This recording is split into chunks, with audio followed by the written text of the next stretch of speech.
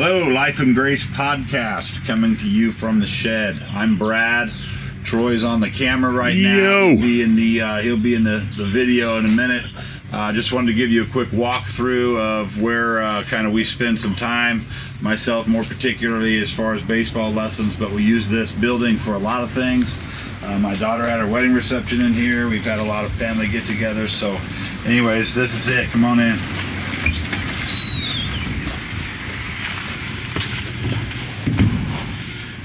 Basically just a couple cages. There's a mound in each cage, so we can have two instructors at once, or a kid can use one cage to get himself loose while he's waiting for his turn to take a lesson. But church pews is seating, how appropriate, because this is kind of the feel we're trying to draw here, is the old school baseball church feel with the nostalgic colors, with the greens and the brown carpet and the old signs. And we have a lot of like old clothes hanger and bubble gum machines and just things like that. So little canes, and just trying to create some ambiance where people can come in and not just do baseball, but I get a lot of families that speak to each other and get to know each other, and it's a good time. So we just got some books. If anybody wants to read a book while they're here, or some nostalgic baseball equipment, gloves, bats, some old baseball trinkets.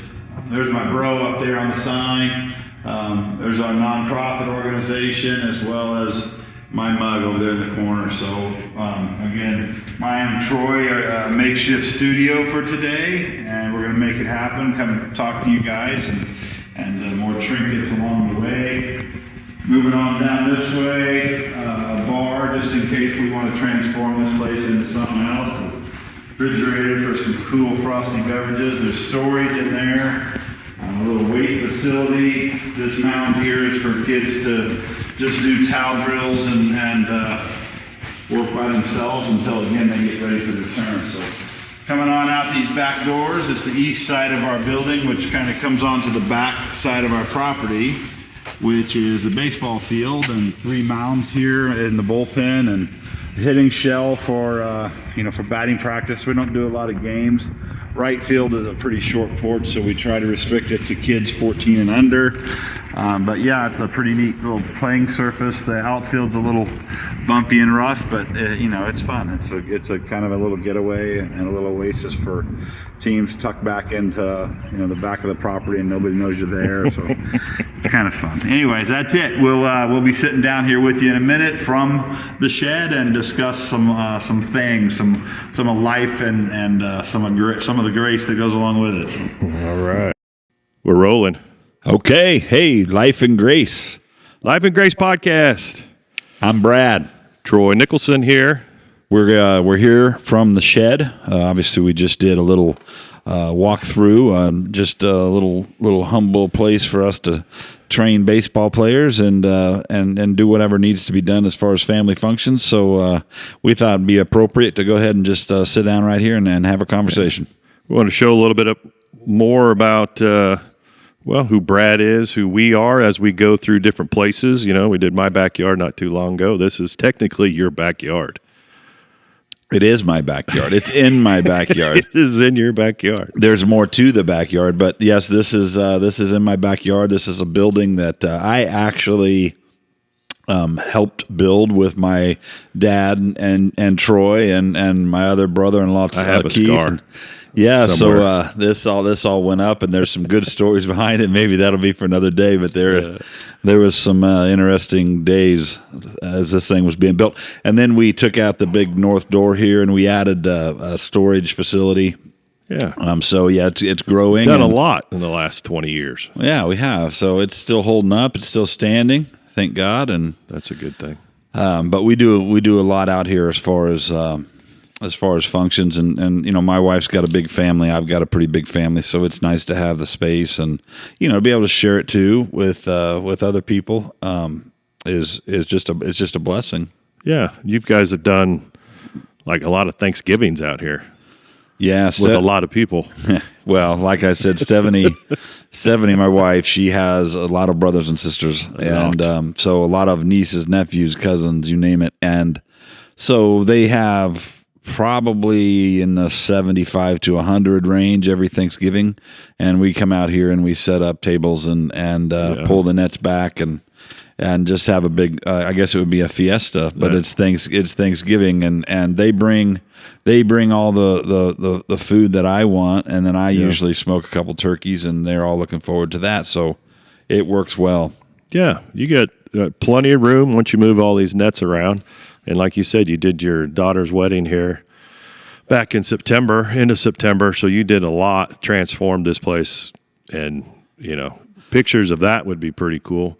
Maybe we can't add to that. Not that we need to, but you made this not look like a baseball shed. No, it wasn't. It was pretty amazing. Well, the work part of it I had a lot to do with, but the vision I really didn't have a lot to do with. The girls did a wonderful job. We had, the big old wagon wheels with greenery hanging down. We had 3 of those, and it spilled out into the baseball field, and we had a seating area out there and had a very good friend. As a matter of fact, I'll just tell you, is Mike Lease.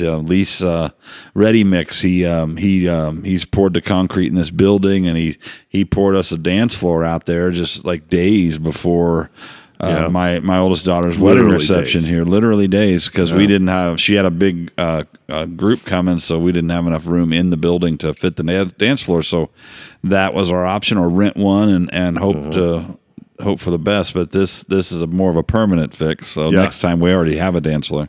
Yeah, so in that video that we just started this podcast off, we're going to start the podcast off with, when we go out that door to the east, you see the flag, but when you look straight out, you'll see 3 mounds to the right. But as I move to the left, there's a big square out there. That's the dance floor. You can see it. That's a dance floor. It fits. There. It sits right between the mounds and the home plate. So if it looked out of place, that's what it is. So so multifunctional facility, but mostly geared towards baseball. We also have a big monster wall here on the west side. Our daughters were tennis players, so back in the day we could pull the nets back and they could come out here and hit tennis balls against the wall, which they haven't done in a long time.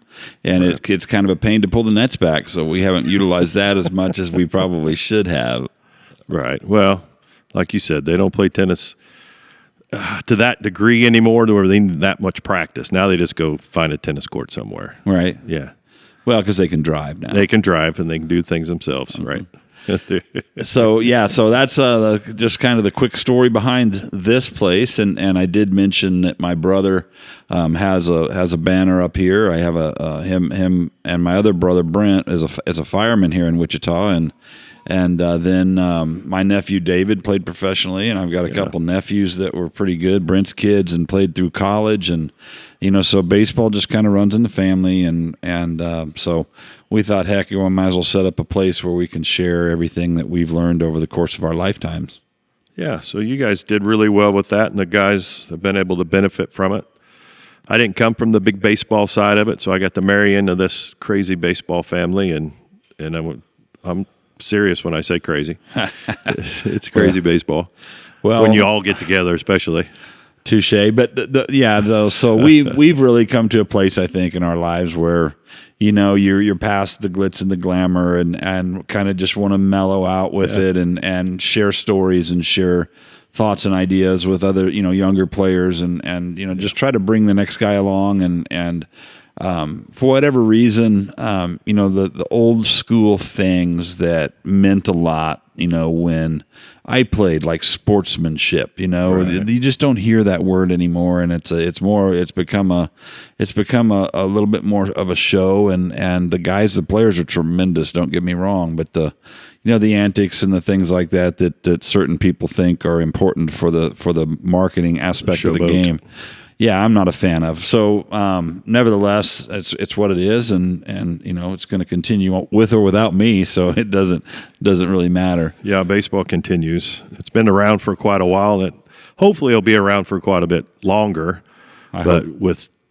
It's going to change. It's already starting to change a lot in the last couple of years from the looks of it. It has. It's changed, and like I said, it's different. From my opinion, I kind of liked favored it how it was with with less I guess intellect involved. More ball players used to kind of play more with their heart and with their cojones, if you know what I mean. And let's go. And so. nowadays it's more about the analytics and trying to figure out the best pitch sequence for, the player, which was always part of it, but it's become the kind of the focal point, kind of how a pitch does certain things. And a lot of players kind of gravitate to that. And I just haven't seen a lot of advantages from the standpoint of, making players better. It's very informative. There's a lot of really good information, but it's still up to the individual or the pitching coach to help figure out how to get to that place. Yeah, it doesn't seem like there's a whole lot of younger guys coming up that would just grind it out like an old Nolan Ryan did.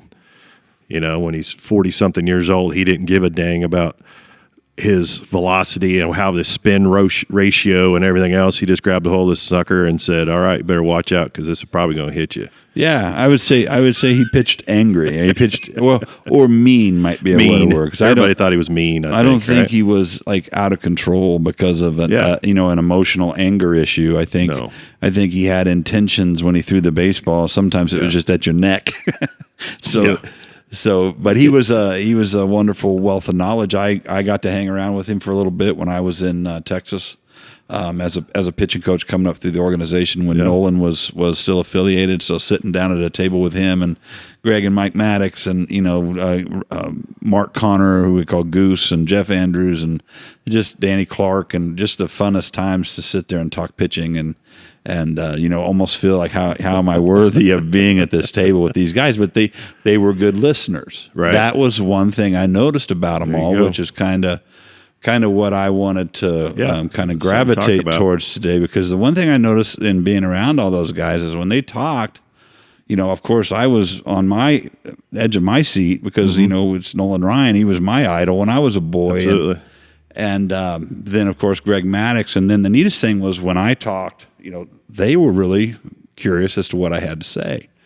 And so I came across this verse the other day, and it made me really think a lot about some things. And whether you do or don't believe in what I believe in, I think the Bible is a tremendous source of fantastic source of knowledge and just common sense, and of course morals. And people are I think some people are of the impression that we're trying to push that onto everyone, and that's just not the case.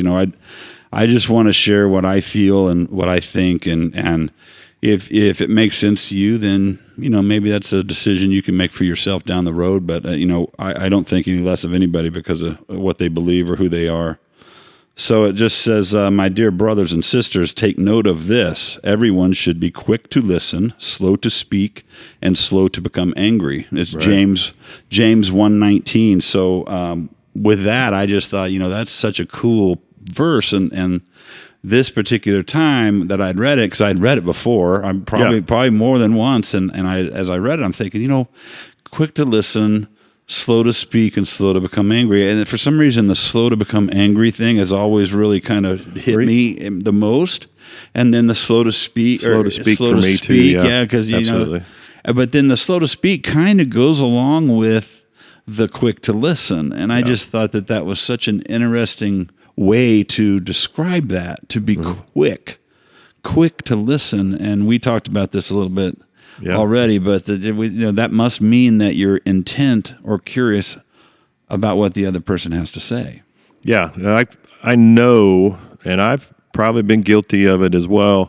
I think I already know what somebody's going to say, and I already got something formulating in my brain that I want to, put out there for multiple reasons. Hey, I know I just think I have a good take on this. Let me say something here, but I'll wait. I don't know how intentional I am about waiting, but I'll wait my turn. And I don't think that's what that verse means. It's not necessarily wait your turn, but it's to be intentionally listening as well. Right. Quick and intentional. That's a very good point. So you're quick to listen, but the word listen has a pretty strong probably purpose too there. Listening is not just hearing. It's absorbing. It's actually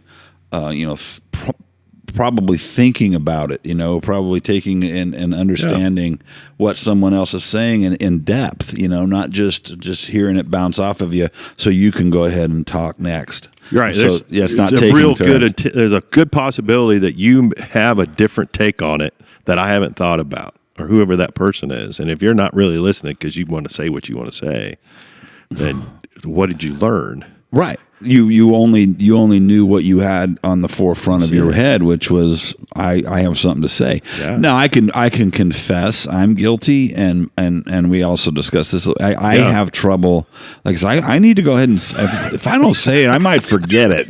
So I don't mean to be rude. Not trying to be rude, but I know this is going to go out here pretty quick, so I better try to get it out. But I do think that listening is an incredible. I know it's been described as a leadership quality. I know, and I know some of the most like influential people that I've been around. I'm not talking like financially influential. Right. I'm talking about just wisdom, and they just all have that. Even though they're probably the smartest person in the room. Mm-hmm. They want to know what everybody else thinks, and that's probably kind of what got them where they are as far as their wisdom. Well, I'm sure they, to a degree, know they are where they are for a reason. They did have some ability, they had some understanding, but most of them, good ones, like you say, they didn't do it by themselves. They knew they leaned on other people. Some of the most successful people, I'm sure, brought as many people that were smarter than they were into whatever they were doing. Because if you just rely on yourself, it kind of limits you. I mean, if you're going to start a business, you want as many people right there with you that can spitball with you. You don't want just somebody saying, yep, I agree. You want somebody that's got something to bring to the table. You want to listen to it. It may or may not be something that works, but if you haven't heard it before, you don't know if it'll work or not. So you might as well listen. Well, hopefully people don't abuse that privilege, right. Because I've also seen it the other way around, where you got the guy who, takes the teacher the apple every day and look at me. I'm take something off the nose a little bit. So, there is a fine line. I just think the listening part of it kind of takes care of itself. Cause if someone's talking, you shouldn't decide whether or not you need to hear them based on what their status is in the world. I can say, I'm guilty of doing that too, but I can also say that some of the most incredible things I've heard people say, like about pitching or baseball here in this building, have been kids that take what you say and they'll say, "Oh, you mean like this?" And well, yeah, that's pretty good. So I'm going to steal that and I'm going to use that with the next kid that comes in here. So, but the point is like if you're not listening, you're going to miss those things. And I think you can be in an environment where it's not meant to be a teaching environment and still catch on to something, maybe a conversation someone's having with the person at the register at the grocery store when you're just sitting back there, and there's just so much to be said for, turning your ears on high. Absolutely. I completely agree. I know I don't always listen with intention, but I've really thought about it since you brought that up the other day. So hopefully that's something I can even get better at. I mean, I'm in a role where I've got people that work for me, and I don't want to just ignore anything that they have to say. Even the new people, especially new people, and they come in and they see something with, these childlike eyes, I guess, if you will, going, wow, I see what you're doing here, but, I just came from this other place and we were kind of doing it like this. Do you think that might work here? Mm-hmm. Will that be something that we could do? And if I just ignore that and say, just get in line and do what you're told, one, it doesn't foster a good work environment, and it doesn't make me look like a good leader. Or for somebody that nobody wants to work for somebody like that. Well, and then if you're an employee who's on the bottom of the said totem pole, you don't have any purpose. Yeah, why are you there? You don't have a voice, and that's what it makes people feel like. And I think that's one of the main things we're hearing in our culture today, and not just in the job arena, in every arena, is that people just want to have a voice. Yeah. And I understand that. I think it can be a little contradictory sometimes, though, when you're just screaming to have a voice but don't have anything to say. And I think that's the disconnect. So I think what we're saying here today is like there's so much information to listen to, and not just from the popular mainstream media. There's things people say. There's if you just pay attention, it's amazing how you can grasp hold of your surroundings if you want to, instead of just ignoring your surroundings. To engage in your surroundings, It's amazing because you can actually develop relationships, get to know people, learn things about people, and it's hard because I think we all in our whole lives you're taught to try to be something, try to become something. So you always want to be in the forefront of the conversation, and have the most important thing to say, and then sometimes you realize that not saying anything is the best option. You sit back and listen. You can gain a lot of knowledge. Just sit back and watch. I've had a few people do that again that have worked for me in the past, and they've just absorbed, maybe what I've had to say, or they absorbed, the processes of what we're doing, and they've moved themselves right on up in the company. I've had some guys that have worked for me that have made their way up to operation managers and probably surpassed me in many ways, which is, if you're a true leader, it's kind of like a father in a way. I don't want to get really weird, but you want your kids to do better than you. You want the people that you've taught to do better than you. And if you don't really want that, then I don't think you're a very good person. I think your ego is what keeps you in check and will hurt you in the long run. But always trying to develop those people, just like you've tried to develop pitchers on whether they be these little league guys or the major league guys as they go up to the minor league. You want them to be better, and not just to make you look better. Who you been working with? Well, I've been working with this Holman guy. And that's great because you do want them to be appreciative. Also, you don't want them to say, "Well, I just been grinding it out by myself, and this is just me." You want them to say, "This is what I've learned. This is who I learned it from. And if it wasn't for this guy, I don't know that I'd be where I'm at right now." All that is connected. It really is, I believe. Well, I know a couple of things you said is really, really, hit home. Like,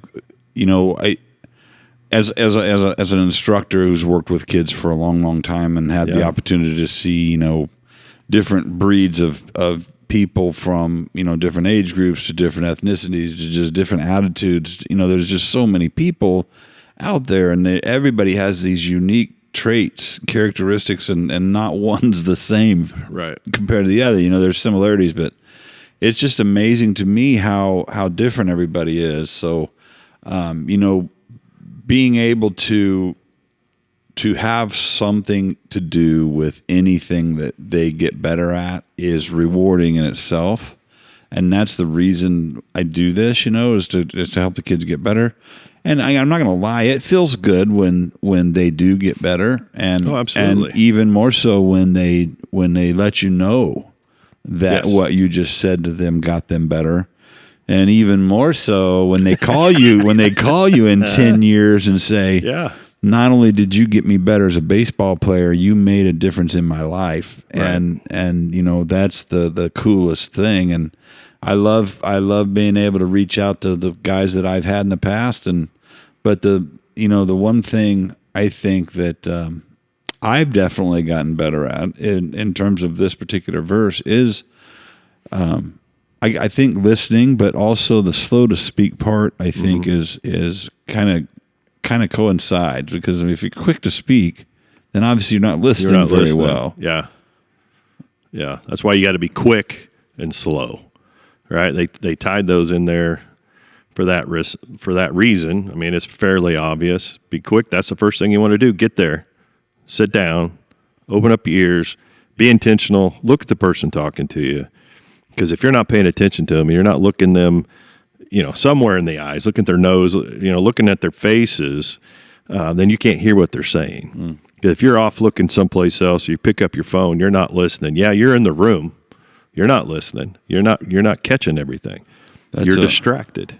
That's a really, really good point. And as we're talking about the verse being quick to listen, and we were talking about how that means you're an intentional listener. You're on the edge of your seat, and we were discussing that earlier, right. And how you must really be curious about what the other person has to say, because it's noticeable that you're listening, like you were just talking about with the eye contact and right. with the body language. And if somebody says something, your eyes get big because you're reacting to their comment, or you smile or laugh because they say something kind of funny, they know that's feedback. They know that you're listening. And there's been also plenty of times where I've had kids in here and I'm talking to them. Right. I had one the other day. I was just starting to talk to him, and he just threw the ball. And I was like, well, what are you doing? He goes, well, I'm just throwing the ball. I said, yeah, but I was talking to you. And he's like, oh, and he said, like, he was offended that I was bringing this up to his face. And I was like, hey, it's just common courtesy. You're here to hear me talk. I mean, that's right. Why you're here. Not that I have the most important things to say, but that's why you're here. And, so when I'm talking, here's a new rule, just like hold still and do me a favor. Listen to me. And, if you talk to me or ask me a question, I'm going to do you that same courtesy. Yeah. I mean, that's something that we all, I know you, I don't know 100%, but I'm sure you were taught the same thing I was as well. When you meet somebody, especially a guy to guy, man to man, you stand up, you shake that person's hand, and you look them in the eye, and you give them a good, hey, how are you? Yeah. Nice to meet you.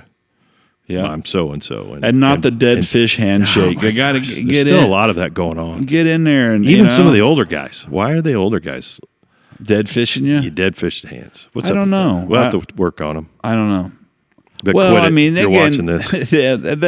and to each his own. I've shook hands with women that grab a hold of me, and I'm like, oh my gosh. Right. You got a grip. Yeah. And they're intentional. Nice to meet you. I'm not saying there's only one way to say hello to somebody. I'm just saying, but there's a proper way. Well, and it kind of goes hand in hand with listening. Yes. I mean, the same characteristics or qualities that apply to being quick to listen can also apply to when you first meet somebody. I want to look them in the eye. I want to genuinely ask them about them and not be so anxious to tell them about me. Yeah, I don't really care you're here. Let's get to me. Right.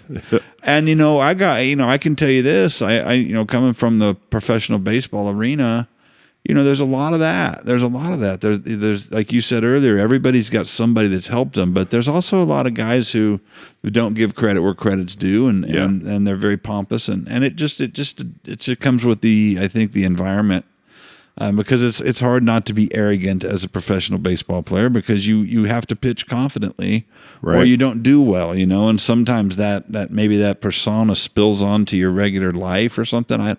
I don't know, but nevertheless, it's something that I think all of us could get better at. I think culturally, if you think about right now in our culture, what's going on. I mean, if you look at our Congress, the left versus the right, and no one's listening. They're all talking, and there's a lot of interesting points. But the bottom line is, if you don't curiously care about what the other contrary opinion is, you can't be that confident about your own. And because somebody might change your mind, somebody might say something that makes you go, wait a minute, Yeah. And that's, to me, it's a cultural issue that the people struggle to listen. Yeah, you can't have. Well, the problem is you can't have debates anymore. So once somebody starts talking and you start labeling them, oh, so you believe that? I don't really give to, I don't care what you have to say. You stop listening at that point. There's a lot of that going on in today's world. I mean, you can watch a lot of podcasts. You can watch a lot of interviews on the street where they're going out there and they're talking to people. They're just asking questions, and they automatically go, oh, so you must be a right-wing kook, or you're, such a liberal leftist that I don't really care what you have to say. Right. And they're on such far sides of the aisle. Yeah. They're not even, not only are they not willing to meet in the middle, they're driving on the shoulder, Right. over there To in the stay away. gravel so they can stay that far away from each other. And I just think listening is an important characteristic as the Bible depicts. And the one other point I wanted to make is, it talked about being, quick to listen, slow to speak, and at the end, slow to become angry. And I thought, well, does the angry part go hand in hand with the listening and speaking part? Why was that thrown in that? Yeah. And I just found it kind of fascinating because the speaking, listening, obviously they coincide, but all of a sudden then be slow to become angry too. So I just thought that was an interesting additive to the end of that verse. It's kind of what I think about it is I don't want to say weird or bizarre or strange, but it's in there and it doesn't say that you can't get angry. No, it doesn't say that you're not going to be angry from what you've just got through listening to, but maybe just stop and think about it and think about why it's making you angry. Mm-hmm. So and then work through that. Yeah, and I think too the speaking versus listening part, I think could be problematic in conversation. I know without saying any names, I was in an environment the other night where a certain few people were drinking beers and there was a conversation going on and about an hour into it, there was one person who got up and said, I'm going to go to the house. And I said, okay, why? And they said, because I just can't be interrupted anymore. And so touche. So you get into a group full of people who have had a couple beers. It's kind of hard to get a word in edgewise. Especially a lot of alpha. There's a lot of people we hang out with are very alpha, whether they're men or women. We've got a lot of alpha personalities that we hang out with. And generally, alpha personalities are not the quickest to listen or the slowest to speak. Right. Because they're alpha. They're supposed to be in the front, right? Yeah. I guess. I don't know. But you're right. I mean, it's an ego check, isn't it? I mean, a lot of times. To really feel like, what I have to say isn't the most important thing. Yeah. And somebody else is talking right now, and how about you just chill out and hear what they have to say, because it might end up being pretty good. Yeah, let them finish the conversation before you add to it, and that's hard for a lot of people, especially in, like you said, in those environments where we're not, we're just hanging out, and you get several conversations going at once, so that kind of throws some extra dynamic into it, but. It goes back to being polite, goes back to those morals, and I'm not saying that the people that we hang out with don't have all those things. I know they do. Otherwise, we probably wouldn't hang out with them. Right. It's just that sometimes when we're all sitting around, we just get a little silly. Yeah. And something about those environments causes the volume generally to go up. Way up. Not just everybody's voice. I'm talking about there's music and there's other activities, like you said, many conversations. So I get it. It was just something that, it happened right after I had really, that verse hit my ear the other day, because it was a morning, just a verse, you read in the morning, a little, devotional, get up, and it's what's on my Bible app on my phone. So that's what I read, and it just really kind of piqued my interest. And the more I thought about it, the more it interested me. And I thought, well, man, this is an interesting topic, and we're all so guilty of this, and it's just right there, it's so clear. And a lot of the people that we hang out with, again, the reason is because we share a lot of the same ideas on how we should react, and that's a good question to bring up in those situations. I mean, we all need to kind of stop and go, that's probably me. I need to be a little quicker to listen. I do want to say my opinion too quick sometimes, and we all need checked.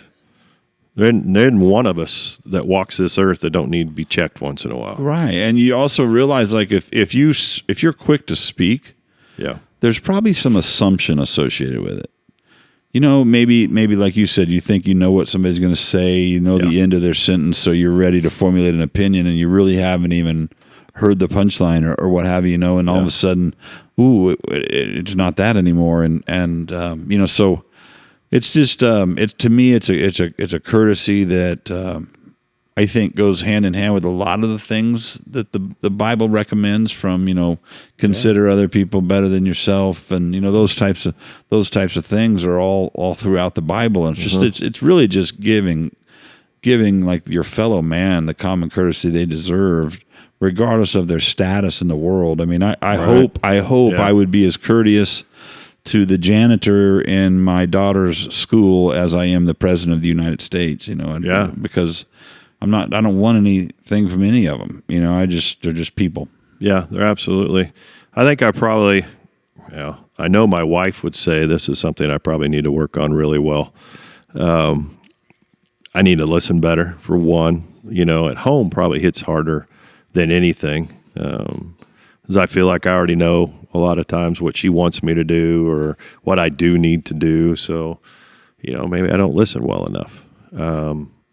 I take it as, I know, and I'll do what I know I'm supposed to do. I know, oh, you're changing it. Oh, I didn't hear that part. Sorry. I guess I probably wasn't listening. So, or maybe I listened the first 10 times, so I skipped over the change. I missed the change. I missed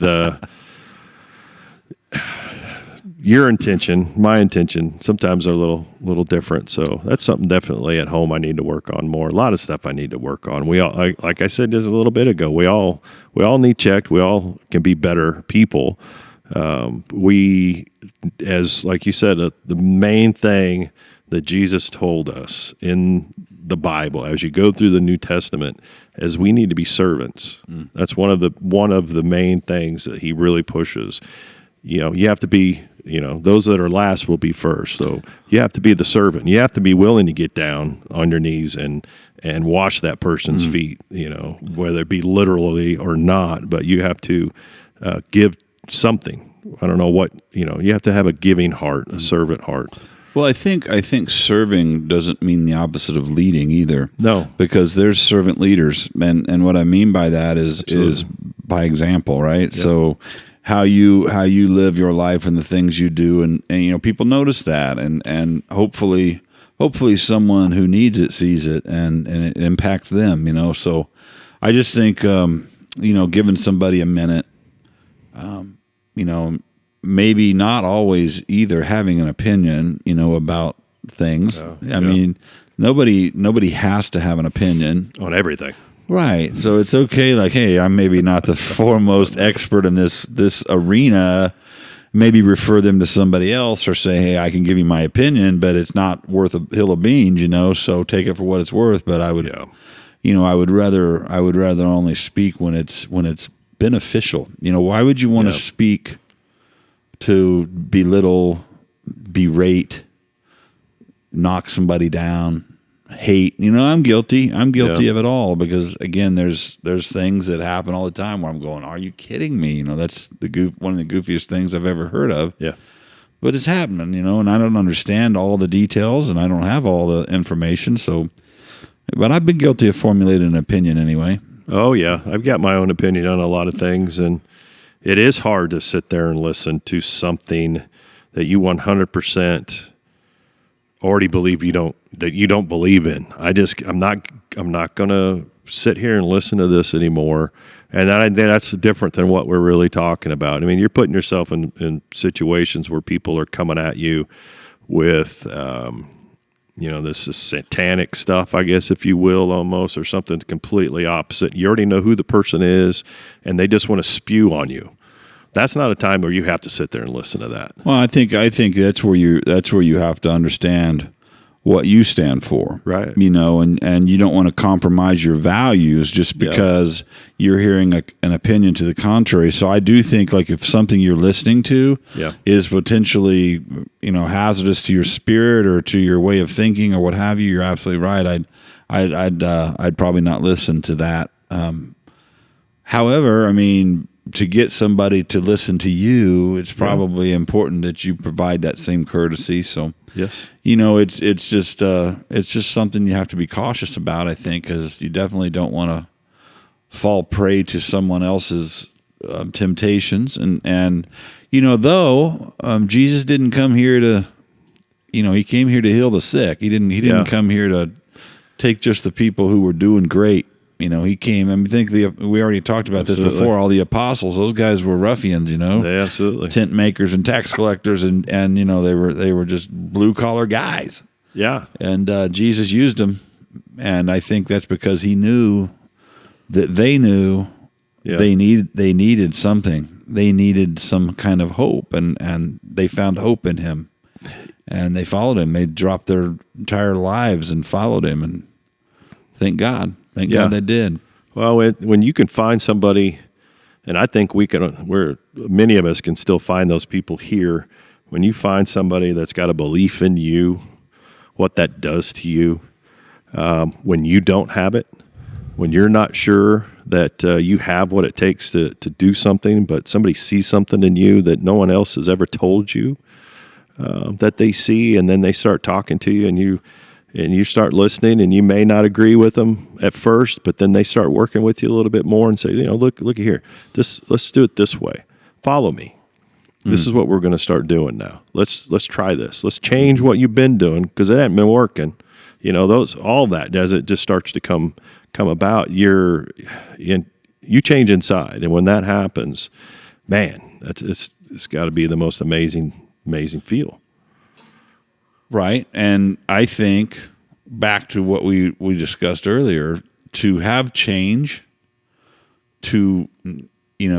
first of all, I think you come to a place where you realize you need to change. I don't think anybody does it because somebody else thinks they need to change. Not usually. Has anybody ever said, "Hey, you need to change this"? So you just think, "Hey, get away from me right now." Oh my gosh.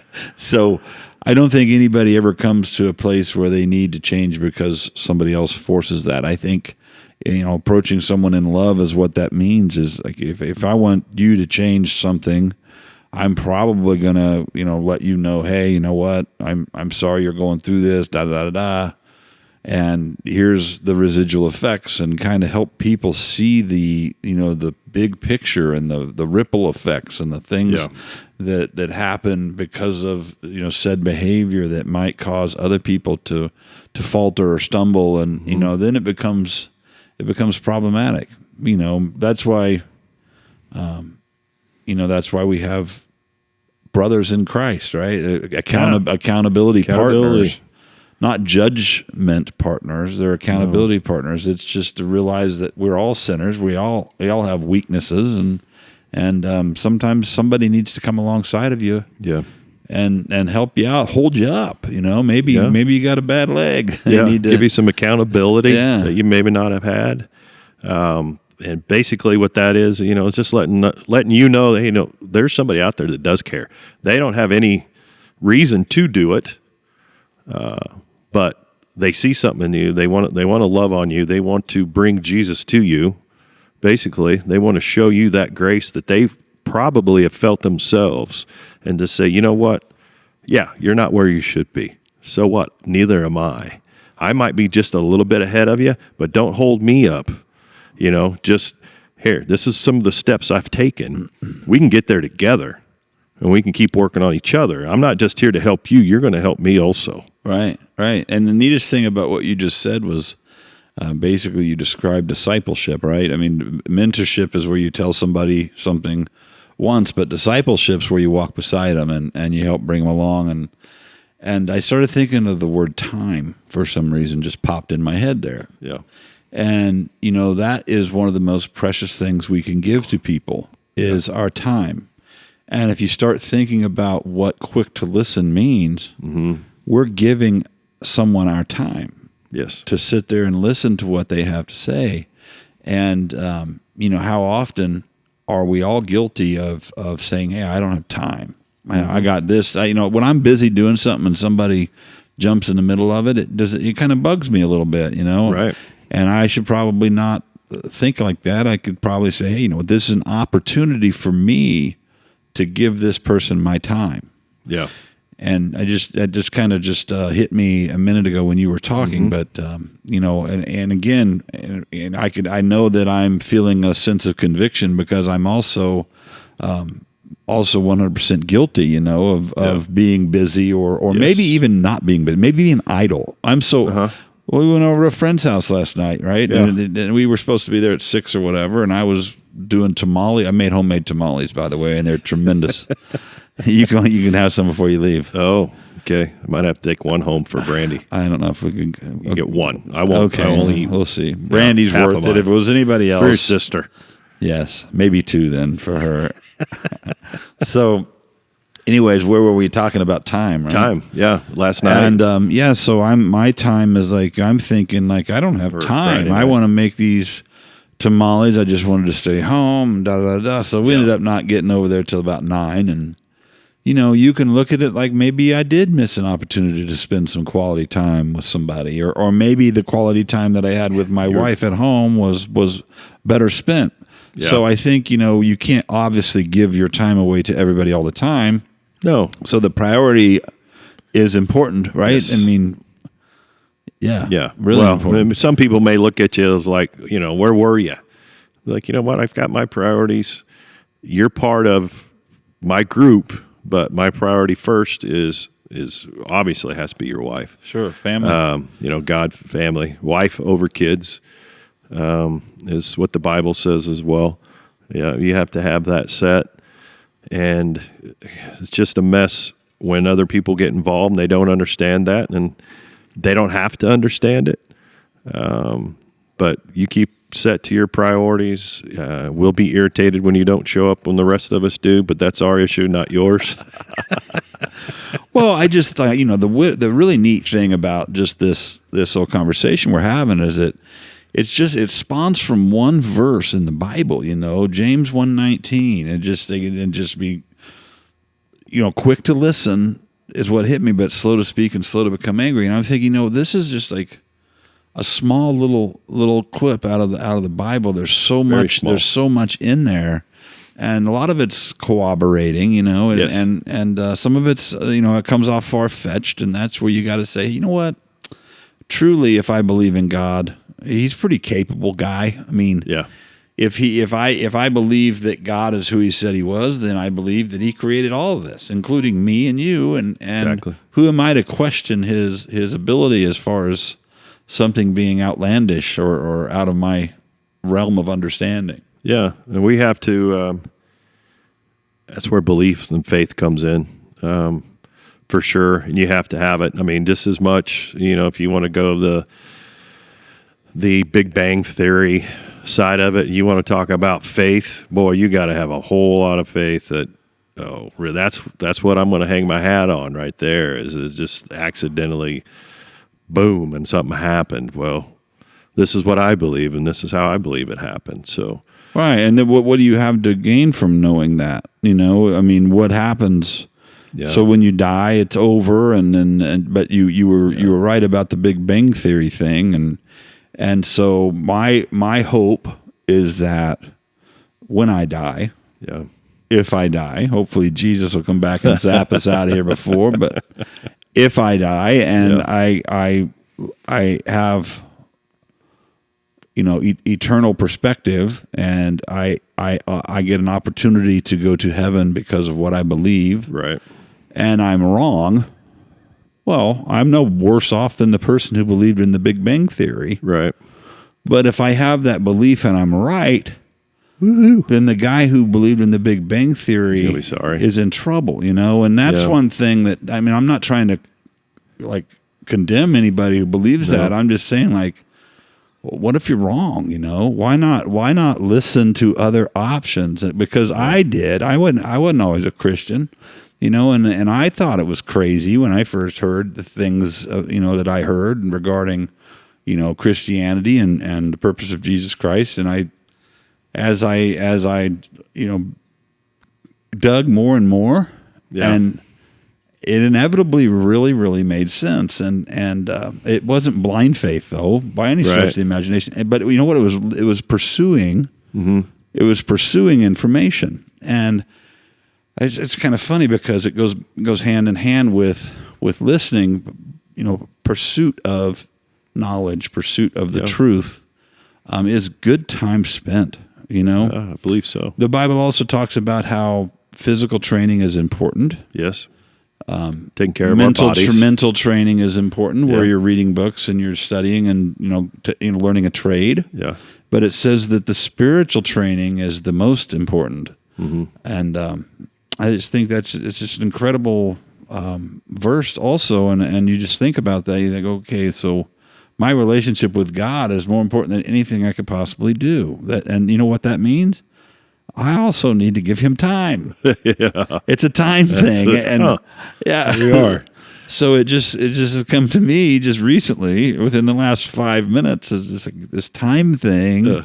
Giving of your time is extremely valuable, and that doesn't mean being in the same place. Right. I think it means caring about the other person genuinely, listening to what they have to say. Yeah. And not always being, feeling the need to say something, Sometimes just being with them is a good trait. Absolutely. I agree with that 100%. I don't know, Brad, what are you feeling? You feeling you want to keep this going? Well, we can. How much more time do you have? Yeah. I got nothing but time. No, we don't have to beat that verse up and continue to speak about it so much, but I just It's a good verse. It really did. It hit me hard, and I thought more about it as the week progressed. I'd mentioned it to you, and I think you kind of got sparked in the same way. And it's just to me, it's a neat way to look at things, and not just from a biblical perspective. I mean, I've read a book. It was called the 21 indispensable characteristics of a leader. Mm-hmm. And each chapter was devoted to a characteristic, and of course one of the characteristics was listening. Yes. And the person that was used in that chapter was Oprah Winfrey, and she was described as a lean forward listener. And I just thought, that's a really good. I agree. Yeah. And if she's a host of a talk show, it's no wonder it was successful, because people that are on there truly feel like she's interested in what they have to say. And that's truly what the show's about, if you think about it. What would it be like if Oprah Winfrey had all these people on her show, but she was the only one who talked? Yeah. That wouldn't be very interesting. Well, yeah, that's exactly, to get it to a little more modern day or more time as what we're in. That's why Joe Rogan's podcast is it's the biggest thing there is.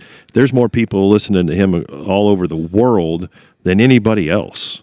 And he brings people on that he wants to hear from. He wants to ask them questions. He gives them the ability and the opportunity to speak because he's generally interested in other people. So he may ask questions, but he usually, he's just like, tell me. I want to hear it. I want you to explain to me. And he's had believers on, and he listens when and he's a self-professed, professed atheist. But my gosh, he listens to that Christian point of view better than a lot of other Christians listen. And I'm not sitting here raising Joe Rogan up, but it goes back to that point of view, because I really think our morality, whether you believe in God or not, some of the best things that are out there in books, and those leadership books, are all biblically based. Mm-hmm. That's why they're so strong and so relevant. People want to say, I just came up with this myself. Oh, did you? Well, let me get this book that's been around for a while. Let me flip through here. And you can find the same things about that leadership role in the New Testament by itself. We already talked about some of it. So, yeah, and what you choose to believe is what you choose to believe. Yeah. But hopefully you base it on something other than your own understanding. And that's where I came to an end of myself. I just realized, what, I have all this thought and perspective and everything like that, but I started thinking, well, it's really just my opinion. Where does it come from? So I said, let's go seek out other people's opinions and people more qualified than me. And I read books, and I read the Bible, and at first it didn't make any sense and then all of a sudden it started making sense. And I was thinking, not only does it make sense, it brings on new meaning every time you read it, and new thoughts. And that's why they call it the living, breathing Word of God, because it always has something to offer. And just like this, I mean, from that little short verse, we can talk for hours, and we keep going. and because it applies. Yeah. And that's the thing is if you quit worrying about whether or not it's the right way or the wrong way, I don't think that's hard to understand. I think we all have a pretty simple understanding of right versus wrong. Right. Correct. And for whatever reason, people have a tendency to choose wrong. And, whatever your definition of that is, I think when you intentionally, maliciously do something to harm your fellow man, whether it's steal from him, hurt him physically, emotionally, Yeah. you've committed a wrong. Yeah. And again, that would be probably the opposite of what you need to be doing. Yes, 100%. I mean, you can do a lot of stuff wrong to yourself as well. We all get absorbed in some things that we punish ourselves physically, whether it be drugs or alcohol, or we talked. One of the bad things is pornography is really bad. I mean, it's a bad way to go. Kind of what I was getting at. So you want to stay away from those things, as it doesn't help you when you get caught up in those things. It brings you down. I know it can bring you down physically. When it brings you down physically, then morally you start to erode as well.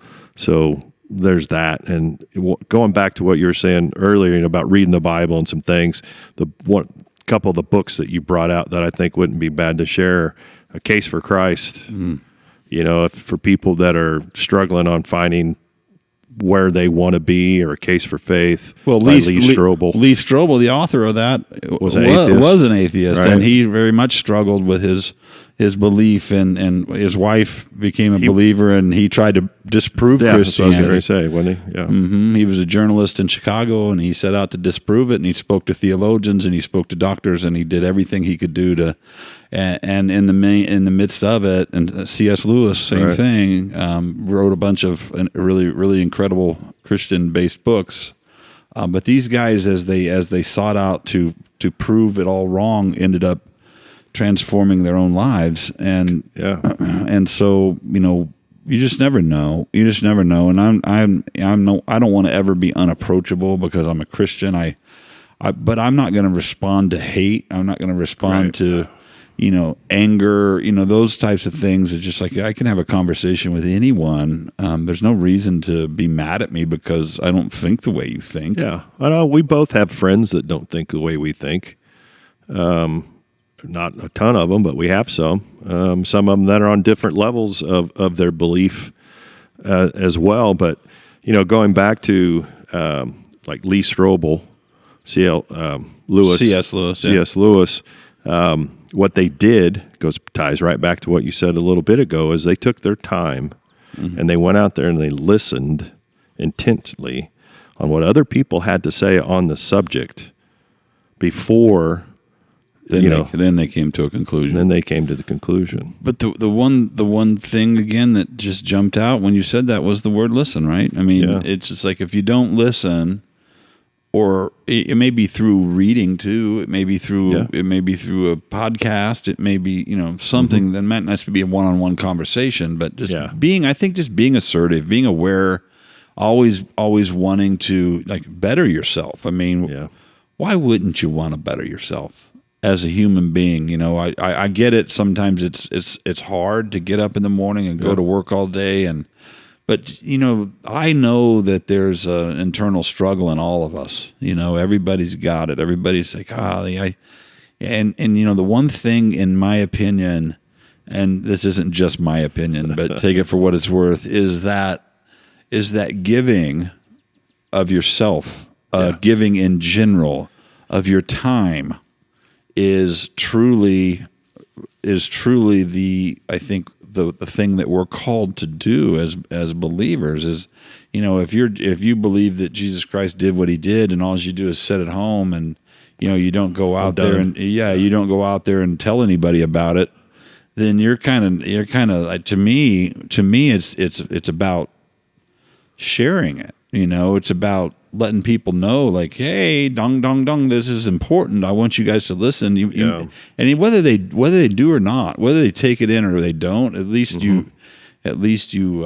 we're willing to give that to them, and I think taking is it has a lot of different implications as well. People take drugs, take alcohol, which you've already mentioned, but people who take of someone else's time. Yeah.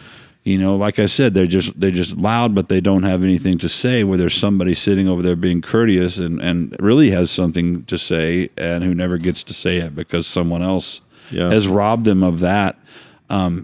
So I just think the giving part, it doesn't necessarily mean a gift, a physical gift. It's to me, the most valuable thing you could give someone is your time.